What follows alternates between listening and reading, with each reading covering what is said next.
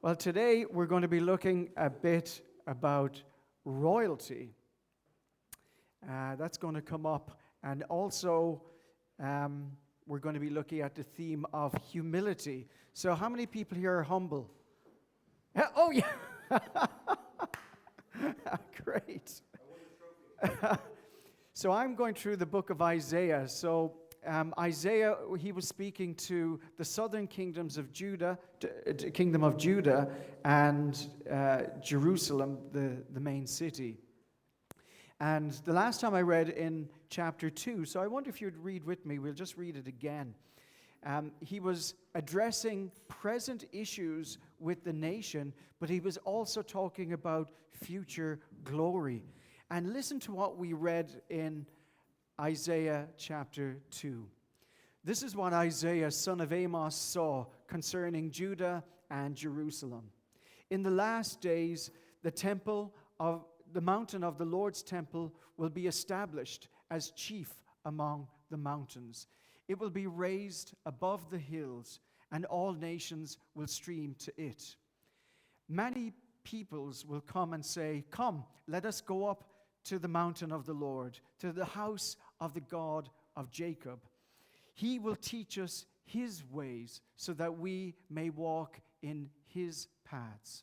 The law will go out from Zion, the word of the Lord from Jerusalem. He will judge between the nations, and he will settle disputes for many people. They will beat their swords into plowshares and their spears into pruning hooks. Nation will not take up sword against nation, nor will they train for war anymore." So this was a look at what was going to happen in the future for the nation of Israel. Imagine they who were so small. We think of a little country like Ireland, and Israel even smaller. And yet the Lord's mountain will be established as chief among the mountains. So this is going to happen. And we saw that it could speak about the church, in that many nations streaming into the church because of the gospel. But we also saw that this is very literally going to happen in the millennial kingdom, which is about to come as well. So I don't see it as an either or. I see it as both happening. So this would be a tremendous time coming in the future. And in the light of that, the people in verse 5, it was in the light of what's going to happen in the future, it says in verse 5, "Come, O house of Jacob, let us walk in the light of the Lord." So because of what's going to happen in the future, let's walk in the light of the Lord. And isn't that like us as Christians? We know that Jesus is going to come back. We know that there is heaven ahead of us. And in the light of that, let's walk in the light of the Lord. So we can see that has definite application for us as well as Christians. So after that glorious heavenly look into the future, we see now that the prophet switches gear. And this often happens. It's a bit like driving with some people that I know. Lots of shifts of gear, you see? And you know those people too. I know that. But there's a shift of gear from the future glory to present problems. Now, what are these present problems? Well, let's have a look in verse 6. "You have abandoned your people, the house of Jacob. They are full of superstitions from the east. They practice divinations like the Philistines. They clasp hands with pagans." So you're going, okay, I can see there's some problems here with the people. They're full of superstitions, and we're not like that, touch wood. Isn't it funny? Do you know, I've actually heard it's bad luck to be superstitious, so don't do it. I'm just throwing in a bit of humor there. But it's interesting that they were full of superstitions from the east. It's amazing. A lot of religious practices are often quite just superstitions, really, and people thinking bad luck will happen to them because of such and such a thing. And also sometimes people kind of superstitions, modern superstitions about lotteries. Some people think the universe, they don't use God, the universe has chosen them to win the Euro Millions lottery. And it's interesting the superstitions that people can have, or even people following the zodiac and all this kind of stuff. Superstitions from the East. Have things changed that much in 3,000 years? Not really. We see people doing the same kind of practices. And we see that they're kind of joining hands with pagans. And certainly in our country, Patrick Kavanagh, the Irish poet, he said the Irish were pagans with a thin veneer of Catholicism. And that veneer has been peeled off because of the abuses and all of that. And yet we see that there's, sometimes there can be a kind of a fairy faith or an angel type of people, maybe not quite going to God, but going to maybe angels or going to other demigods. Or it's interesting how the old superstitions can come back. And we see that the people of Israel, they were doing these kind of things. So even though they had the true and living God, Yahweh, the Lord, and yet they were going back to these superstitions. So we can understand that as a problem. Let's have a look at verse 7 at the next problem they had. Their land is full of silver and gold. There is no end to their treasures. Their land is full of horses. There is no end to their chariots. Now you might think, I don't necessarily see this as a problem. If your land is full of silver and gold and full of chariots, like the garage is full of Lamborghinis and BMWs and Ford Fiestas, you know, like there's plenty and plenty money. The bank balance is looking mighty good, and the investments are doing fabulous. You think, what's the problem with that? Well, what's the problem with that? God gives you riches, and that's great. And we see that there are rich people, like Abraham would have been a wealthy businessman. We see King David, King Solomon, tremendous wealth. But sometimes it seems to be that wealth seems to take us from God somehow. What's the problem with that? What's the problem with it? It seems to be that we can tend to rely on our wealth. And yet, I remember I was working in a business in Dublin, and in an amazing building that was built by a tremendous businessman in Dublin. And he was so successful, he used to advise other business people how to run their businesses. And this academy that he had built, it was actually crumbling. There was weeds and everything growing everywhere. His business had collapsed, and he had lost everything. It's extraordinary how you could be so wealthy and lose it all. If only there was some treasure that we could have that was eternal. If only there was treasure that we could have that nobody could steal, or that it wouldn't rust or be destroyed. That's the problem. Or cars. You get a brand new car. I was talking to a lady in Cork. She had a brand new car that broke down after a month. And I thought, wow, it's not just me with my old cars. This can happen to new cars too. It can happen. So the problem seems to be not so much having things, but letting things have us. That our trust is in those things. You see, so let's be careful. It's great if God blesses us. And sometimes God does bless us. And that's great. But let's not have our trust in those things. Let's have a look at the next problem that the people had in verse 8. The land is full of idols. They bow down to the work of their hands, to what their fingers have made. And so man will be brought low, and mankind humbled. Do not forgive them. So bowing down to idols. It's a good job we don't have that anymore, isn't it? You remember putting up statues, and imagine if you made something and then bowed down to it. Isn't it? It sounds crazy. And yet around the world, this has happened generation upon generation. People have made maybe a statue out of stone or out of clay and then bow down to it to worship it. So what happens is you create something and then you worship what you created. Now, it's a good job we don't do that anymore. Sure, we don't worship any idols. Sure, we don't. I mean, there's no idols anymore, are there? Aha!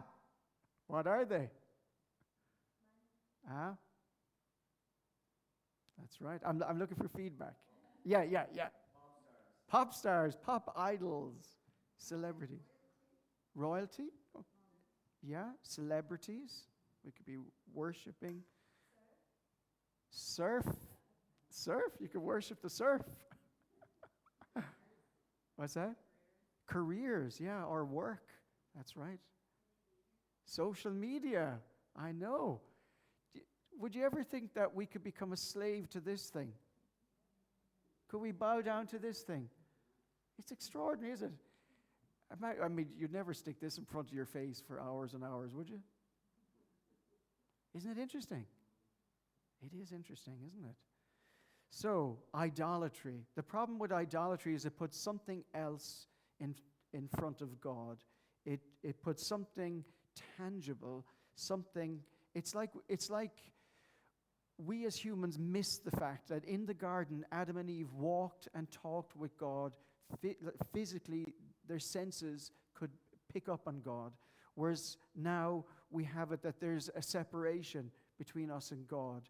And so humans often want something tangible, something that you can, like a statue of the Buddha or a religious statue that you can look at and worship. And yet it's so wrong because it's trying to make the creator into a created thing. And it's so wrong. It's so mixed up. It's extraordinary that we would even do this. And yet we see these common traits in mankind. And yet it isn't something that lifts man up. It's something that throws man down. So mankind will be humbled. Now we're going to be picking up on two words during this message. One is being humbled, and the other one is majesty. So a real opposite there. We're going to see these two concepts juxtaposed. So it'll be being humbled and majesty. So then there is, in this type of scenario, we see that mankind, because of our sin, instead of our sin lifting us up, so when somebody commits adultery or somebody steals money, they think it will solve problems. But what does it do? It creates more problems. Instead of lifting you up, there's pleasure in sin for a while, but ultimately it brings you down. So we saw it with sexual sin. There can be sexually transmitted diseases. There can be all sorts of interpersonal problems that come out of sin. Sin seems so tempting and so attractive at the time, and yet it brings you down. It brings you low. So verse 10, go into the rocks, hide in the ground from the dread of the Lord and the splendor of his majesty. So we're now looking at mankind in all of our sin. When we're before the amazing and beautiful and glorious God, we find ourselves horrified. If an angel even, not even the Lord, but even if an angel appeared before us, we'd be shocked and we'd be gutted. We'd realize our sin. We'd realize our place. And yet, when we see this, where it talks about going into the rocks, hiding in the ground, from the dread of the Lord, or some English translations have from the terror of the Lord and the splendor of his majesty. You see, it's an incredible thing about God, is that God is light, and a bit like the sun, the same sun that warms some people burns others. The same holiness. God is holy. And that warmth, some people embrace God, and that light and that warmth, they embrace it. And other people are burnt by God's holiness. They go, I can't stand God's holiness. And they go into the rocks, hide in the ground. I was thinking, did any of you have a picnic in Lahinch Beach? And you know those big rocks that they brought there? I remember having a picnic there, and I remember thinking, I'm not a big fella. I thought, if I fall into these rocks, that could be it. I might be here for weeks and months. Always bring a torch with you. Be prepared. But those rocks, there's big caverns. So I don't think I could really fit down those. But I thought a child could slip down there. And in fact, one time eating a picnic there, I saw some rats living quite happily underneath those rocks, hiding in the rocks. Go into the rocks, hide in the ground from the terror of the Lord, the dread of the Lord, and the splendor of his majesty. So we've looked at present problems, and we see that mankind, there's going to be a day coming when this is literally going to happen. Well, we take a quick skip forward in time to Revelation chapter 6. If you just flick forward, last book in the New Testament, the book of Revelation, chapter 6, where the sixth seal is opened, and there'll be a time coming, and we'll see what it says. In chapter 6, Revelation chapter 6, verse 12, I watched as he opened the sixth seal, and there was a great earthquake. The sun turned black like sackcloth made of goat hair. The whole moon turned blood red, and the stars in the sky fell to earth. The late figs dropped by a fig tree when shaken by a strong wind. The sky receded like a scroll, rolling up, and every mountain and island was removed from its place. Verse 15, then the kings of the earth, the princes, the generals, the rich, the mighty, and every slave and every free man hid in caves and among the rocks of the mountains. They called to the mountains and the rocks, fall on us, hide us from the face of him who sits on the throne and from the wrath of the Lamb. For the great day of their wrath has come, and who can stand? Wow, that's sobering, isn't it? So that's a day in history that's coming where people will want to literally and physically hide themselves from the Lord. And we'll see this phrase is going to be repeated 3 times, I counted. And being humbled, I counted, would happen 4 times.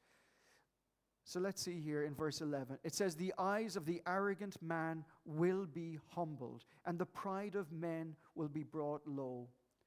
The Lord alone will be exalted in that day. Sorry, I'm back in the prophet Isaiah, and we're back in chapter 2 and verse 11. So the eyes of the arrogant man will be humbled. The arrogance, the arrogant. It seems to be that a terrible problem with us as humans is our arrogance and our pride.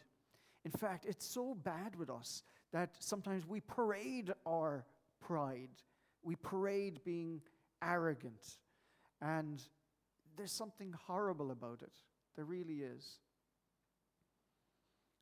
Men thinking that we are the masters of our fate and of our universe. Do we not realize that a rock can come from space and do tremendous damage? One rock, an unintelligent, empty rock can come from that vacuum of space and hit our earth, and that would be it. So who do we think we are?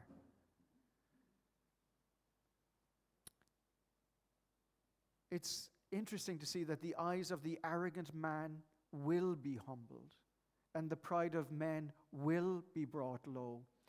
Many people have often looked at, when Jesus taught the Sermon on the Mount, and he said many upside down things. One of them was how the meek will inherit the earth. And we have found upon this world, in this present time, that it's often the strong who inherit the earth. They come and they take over places with their violence. We often see it in workplaces. There can be bullies. People will bully other people, take a dislike to her or a dislike to him, and bully other people. Such arrogance and such pride. The great news is that there will be a day when the arrogance of man will be brought low, and all the proud eyes will be humbled. And that will happen. There will be a day of reckoning. And for us, it's great to know that vindication will come from the Lord. All the injustices will be made right. Jesus will come and bring justice. And instead of arrogance and pride, there will be humility. And people will bow the knee, whether they want to or not, and they'll admit that Jesus Christ is Lord. So, what are we to do in this day and age? Well, James chapter 4, verse 10 tells us what to do right now. You would know this verse. Can anybody remember it? James chapter 4, verse 10.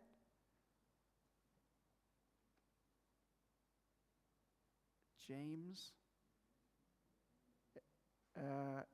It's a very famous verse. You'll know it now straight away. Hebrews, James, chapter 4, verse 10.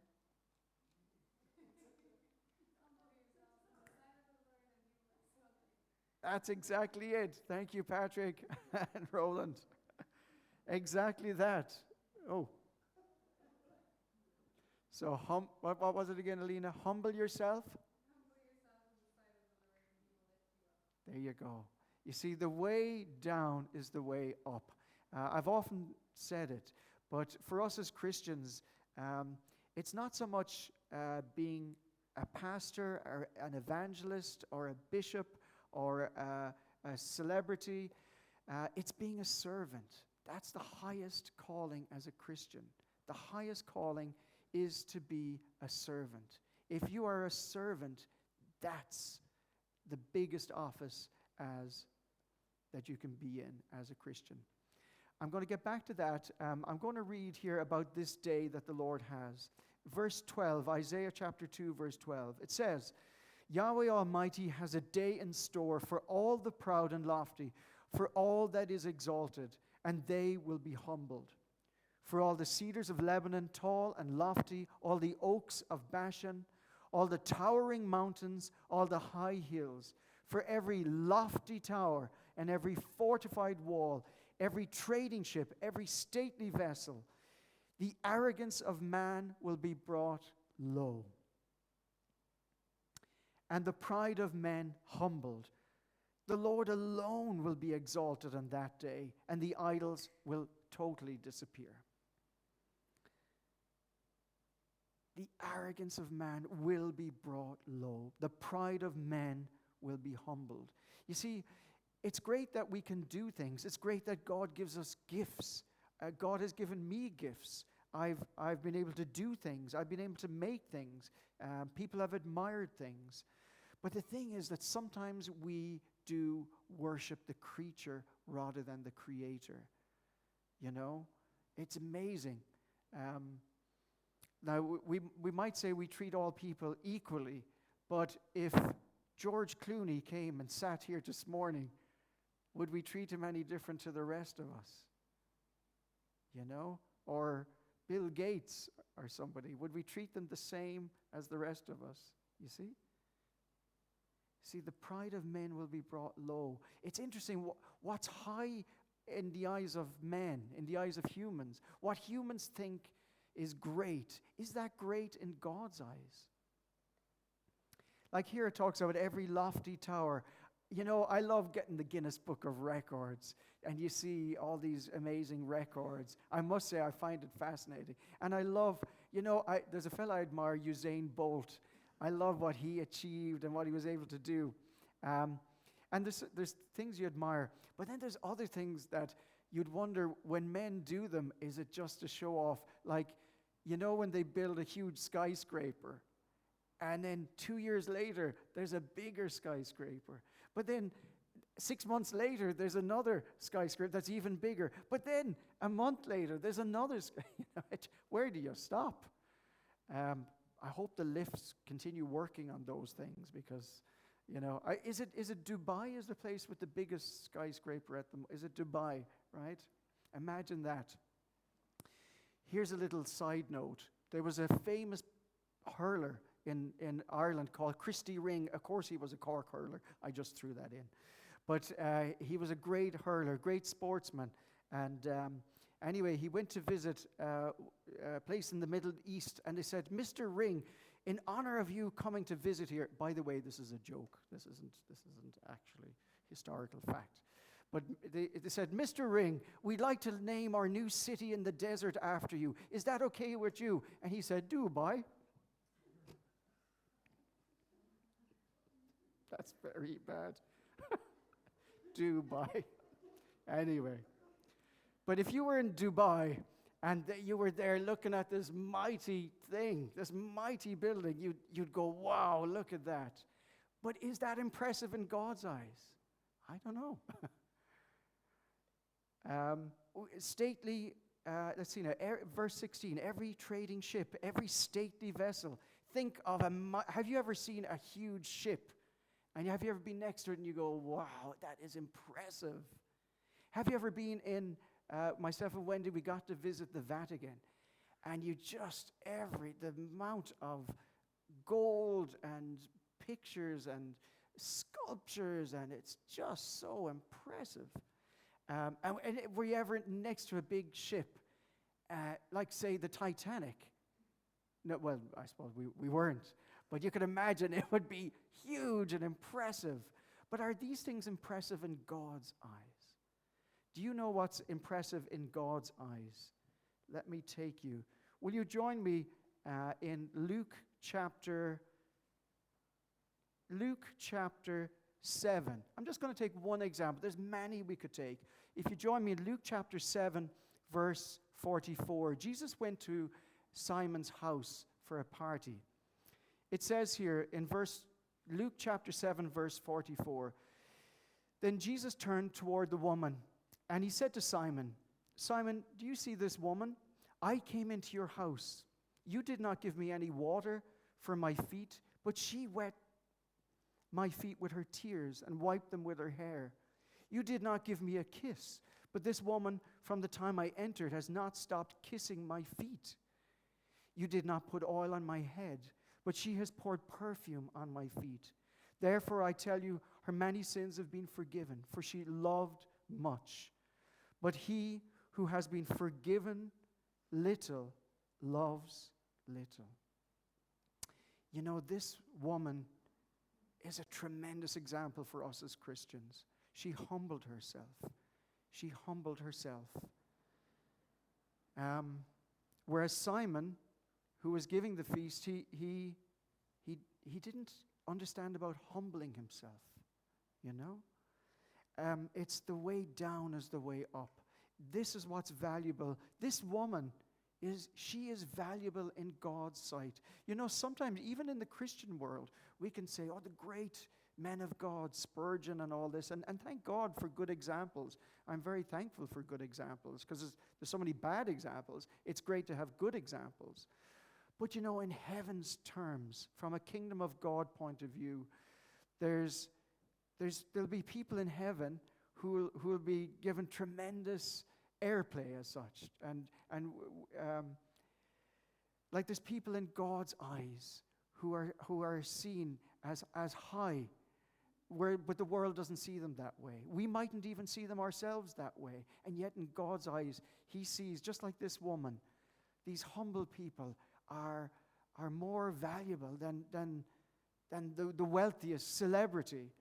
They're more important in God's eyes because they know what's valuable. It's the King Himself. The King Himself is what's valuable. Let me, as we're in Luke, just flick back a couple of chapters to another humble servant of God whose example is great for us, and that is Mary, the mother of Jesus. In Luke chapter 1 and verse 46, Mary bursts out into song. And she said, my soul magnifies the Lord. My spirit rejoices in God, my Savior. For He has been mindful of the humble state of His servant. From now on, all generations will call me blessed. For the Mighty One has done great things for me. Holy is His name. His mercy extends to those who fear Him from generation to generation. He has performed mighty deeds with his arm. He has scattered those who are proud in their inmost thoughts. He's brought down rulers from their thrones, but he has lifted up the humble. He has filled the hungry with good things, but has sent the rich away empty. He has helped his servant Israel, remembering to be merciful to Abraham and his descendants forever, even as he said to our fathers. You see, Mary was humble. She said, Lord, let it be done to me she said it to the angels, according to what you have said. Will we let it be done to us according to what God has said? Will we be humble servants? Or will we be proud, pretending we're something else? You know, I'm amazed sometimes we come into this world naked, and when we're born again, we come in humility, repenting. Lord, I'm sorry for my sin.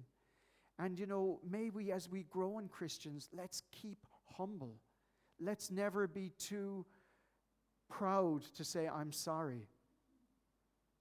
You know, isn't it hard? It's hard to say, I'm sorry. And that's very valuable in marriage and in our relationships. I am sorry. It's more powerful than I love you. I am sorry. Because oftentimes we will hurt each other, let each other down. Let's be humble when we make a mistake. You know, I made a mistake once in my life.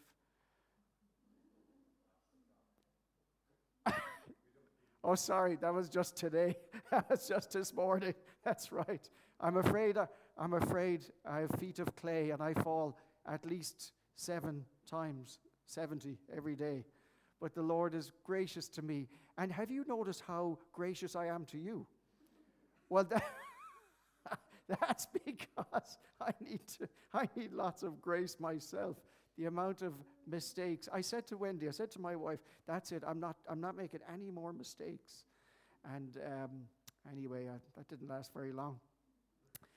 But the Lord is gracious and merciful to us. May we be humble. I'd like to have one final example. You know, if God asked you to do something for him, would you do it? Yeah? Well, let's have a look at a guy from the Old Testament, 2 Kings chapter 5, verse 10, a guy called Naaman. 2 Kings, you see it there in the Old Testament. It's about the 7th or 8th, 9th book in. 2 Kings chapter 5 and verse 10. Elijah sent a messenger to say to Naaman, so this was a man who had a disease, and he wanted to be cured, and he knew the God of Israel was the God who cures. So Elijah sent a messenger to say to him, go, wash yourself 7 times in the Jordan River, and your flesh will be restored, and you will be cleansed. So when he heard this, what did Naaman do? Verse 11, Naaman went away angry and said, hey, I thought he'd surely come out to me. He'd stand, he'd call, he'd wave his hand over the spot, and he'd cure me of my leprosy. Come on, are not Abna and Pharpar, the rivers of Damascus, better than any of these waters in Israel? Couldn't I be washed in those rivers and be cleansed? So he turned and went off in a rage. Who does this remind you of? You. It's me. Sorry, I meant to say me. Me. That pride, it keeps welling itself, doesn't it? It's amazing. But this guy is just like me. If God asked you to do something for him, you said you'd do it. But what if he asked you to do something really small? If he asked you to do something that you thought, that is just small. That's so insignificant. It hardly matters. Shouldn't I be going out, reaching thousands in conferences or on the streets? Or what if God asked you to do something small? Would you do that? Or would you be bothered? You see, sometimes we don't realize that God thinks small things in the eyes of man could be huge in the eyes of God. The way I talk to you or talk to my child. the way we interact with each other, the way we can help each other. We might think they're very little. You know, there's many of you who have helped me and other people at many times, and you think it's nothing. You think it's very little. But in God's eyes, it's huge. When we show an act of kindness or an act of love, it's huge in God's eyes. You might think that it's very little, but it's huge. The big things in this world could be very small in God's eyes, but the little things can be massive in God's eyes. See, Naaman, here, he thought that the prophet would come and do something like this or something spectacular, but instead, go wash yourself. And he thought, sure, that's just ridiculous. You know, it's so like unimpressive. Do you ever want God to do something impressive? And you thought, well, that's very ordinary. You see, God thinks that ordinary things are extraordinary. He thinks that some things that are very natural are supernatural. Let's see what happened with Naaman in verse 13. Naaman's servant went out to him, and they kind of pleaded with him. They said, "My father, if the prophet had told you to do some great thing, would you not have done it? How much more then when he tells you, wash and be cleansed, to do it?" So, Naaman must have thought about this, and he humbled himself. He went down and he dipped himself in the Jordan 7 times, as the man of God had told him. And his flesh was restored, and he became clean like that of a young boy. Naaman was proud. He made a mistake. Have you been proud? Have you made a mistake? The great news is God is always there to forgive us. He's always there to pick us up. If you're making a mistake and if you're in a wrong place, just turn. It's like that word repent. It means turn from sin and turn to God. Stop walking the wrong way and start walking the right way. And that's what Naaman did. And that's an example of a proud man who became humble. Let's go back and we'll finish in Isaiah. So we see here in this time of the end, in verse 19, we'll see this is repeated again. Men, in chapter 2, verse 19, it says, "Men will flee to the caves in the rocks and to holes in the ground from the dread of Yahweh and from the splendor of his majesty when he rises to shake the earth. In that day, men will throw away to the rodents and the bats their idols of silver and idols of gold, which they made to worship. They will flee to the caverns in the rocks, to the overhanging crags, from the dread of the Lord and the splendor of his majesty, when he rises to shake the earth." There is a king, and I thought it was interesting in this week when there was a new king pronounced. And there's something, isn't there, about kingship. And we see it in the Old Testament, how God used this concept of kingship to display certain things, authority, splendor. And it is amazing that I was thinking about Prince William, and isn't it nice that Princess Kate really now is a princess? But even more than that is all of you before me, you who are born again of the living God. You are all a royal priesthood, a holy nation. So I'm looking at a whole collection of royalty here today. The world mightn't recognize you as royalty. You mightn't be on television. You mightn't have splendid clothes to wear. And yet inside you is a treasure that will never rust or be robbed or decay. Isn't that amazing? Royal people. And there's something majestic about the King of Kings. Though we are royalty, we are princes and princesses, but there is a king. And the King of Kings is going to come, and he will come in splendor. And that splendor will wow us, and it will shake other people to their boots when he rises to shake the earth. So what will we finish with? We'll finish with verse 22. It says, So stop trusting in man, who has but a breath in his nostrils. Of what account is he? I don't know. How long have any of you been able to hold your breath? 2 minutes. That's pretty good. Yeah. So I find it interesting as humans, when you're young, you think you're going to live forever. And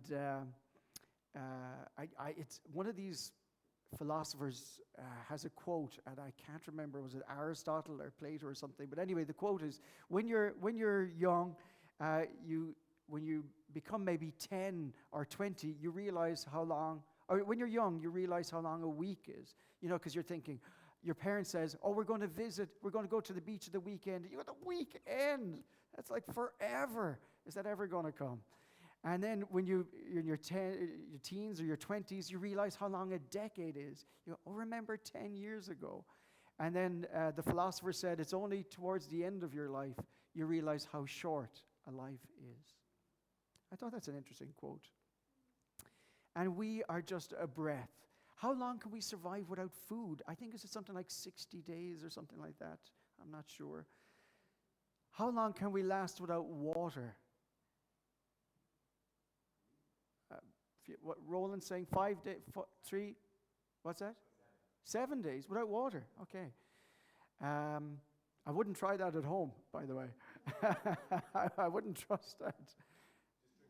Just drink tea. But without breath, how long can we last without breath? Just minutes. So may we humble ourselves and realize that God is God and we are not. And who can we put our trust in? Not man. Man will let us down. We let each other down. But God is the King of Kings who will never fail. And He is eternal. And see, that's the thing. Everything that we know, this earth, everything that we admire, the beautiful buildings, the glory of man, it will all go. But the Lord is eternal. He's splendid. He's majestic. And His kingdom will never end. Amen.